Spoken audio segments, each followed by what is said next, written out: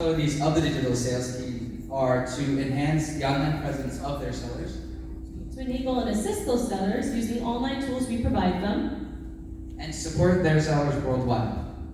Well, if we're supporting those sellers worldwide, that must mean they speak different languages. How are we supposed to communicate with them? Good question, Bianca. IBM's answer is the Watson Language Translator. And what the Watson Language Translator does is it translates sales plays from one language to another. And since it's such a large tool, we had to split up the responsibilities into two. What I worked on specifically was translating the information and defining the capabilities and limits of Watson Language Translator. When Pongsa and I began the internship, we were presented with three main issues our team believed Watson Language Translator could solve. The first of these three issues is the manual process of translating a document by hand. This led into the second issue of the improper use of the language. For example, a document originally written in English may be written formally, but then once translated into Spanish may be written informally. And finally, the third issue and the most important issue was the use of time. It took way too long to translate these documents by hand, and it was improper. We had to get the documents to sellers on time. So, because we wanted to improve our communication with the sellers, me and Pongsa were given the task of trying to figure out how to use Watson Language Translator. Once we did, we made three main improvements.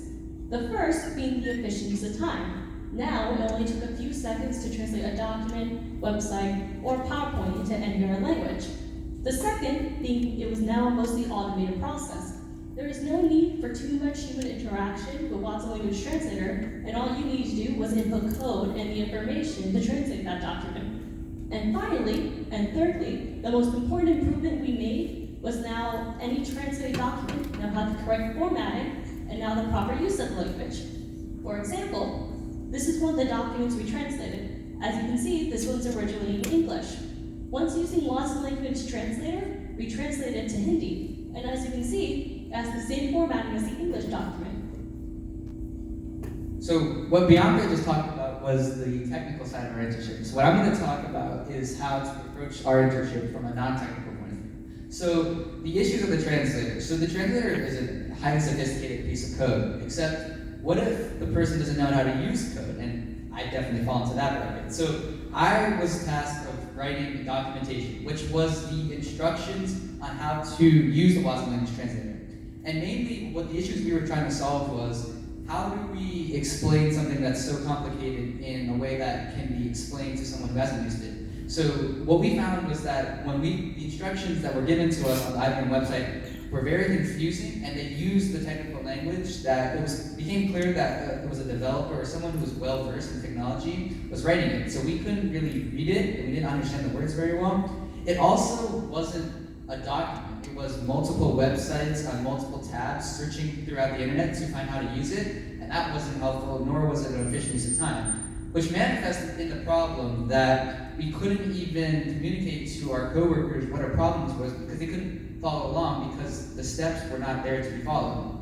So after the documentation, which became a guide how to use the translator, we were able to allow our coworkers to follow along with us. So now they can follow along in our progress, try to help our problems, and we can communicate our problems to others. Also, secondly, it's now been easier to understand. So those technical words, those long words, the jargon, we now define that in a simpler way to where it can be followed from even someone with no background in technical fields. And lastly, now our bosses and coworkers, after we're gone, can follow the same process that we took 8 weeks to perfect. So really, what it does is now we can have our work live on past when we're done with the internship. And this is an example of the documentation. So it's bulleted, and it's also in a single page or 2 pages in this instance. So me and Pongsa didn't just learn about the technical side and the documentation side of our internship, but we also learned more about ourselves. For me personally, I learned more about my self-confidence. Before this internship began, I didn't think I would fit into a corporate environment. I felt that all the work fell on my shoulders would be way too much stress for me to handle. But over time, I learned I could go to my manager or those who are more experienced than me because they know that I'm new. With their help, they made me realize that the only person who was worrying about myself was myself. And now I know that I can function in an IBM work environment, and that in turn proved my self-confidence. And so what I learned most of all from the internship was responsibility. So throughout most of my life, I've had teachers, parents, other adults that tell me where to be, what to do, but now at IBM, I was responsible for that. I was responsible for being on time in meetings. I was responsible for being productive every day. So I learned that responsibility isn't just to yourself, it's to everyone else who's putting in the time to do something. So that's what I really learned, is that not only do I have to be on time for me, I have to be on time for everyone else. And finally, but most importantly, we would like to thank all of you. We would like to thank P-Tech Norwalk, IBM, and all of you who are listening to this presentation today. And finally, our moms and dads. Thank you.